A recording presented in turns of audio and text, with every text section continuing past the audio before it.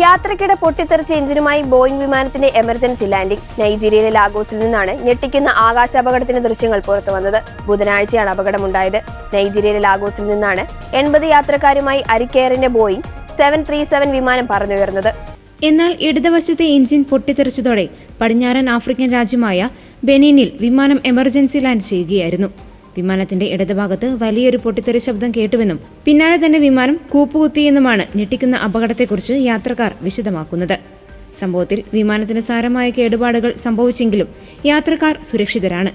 നൈജീരിയയിൽ നിന്നുള്ള വിദഗ്ധ സംഘം ബെനീനിലെത്തി പരിശോധനകൾ ആരംഭിച്ചിട്ടുണ്ട്.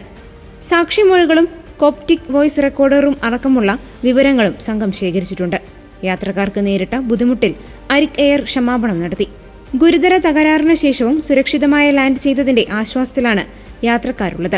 യാത്രക്കാർക്ക് ബദൽ യാത്രാ സംവിധാനം ഒരുക്കുമെന്ന് അരിക് എയർ വിശദമാക്കി. എഞ്ചിൻ പൊട്ടിത്തെറിച്ച് വയറുകളും പൈപ്പുകളും എഞ്ചിന്റെ മറ്റു സാമഗ്രികളും പുറത്തുവന്ന നിലയിലായിരുന്നു എമർജൻസി ലാൻഡിംഗ്. കോപ്റ്റിക് അപ്രതീക്ഷിതമായി കണ്ട സിഗ്നലുകൾ അനുസരിച്ച് പരിശോധിക്കുമ്പോഴാണ് എഞ്ചിൻ പൊട്ടിത്തെറിച്ചതായി വ്യക്തമായത്. ക്രൂയിസ് ഫേസിലായിരുന്നു അപകടമുണ്ടായത്.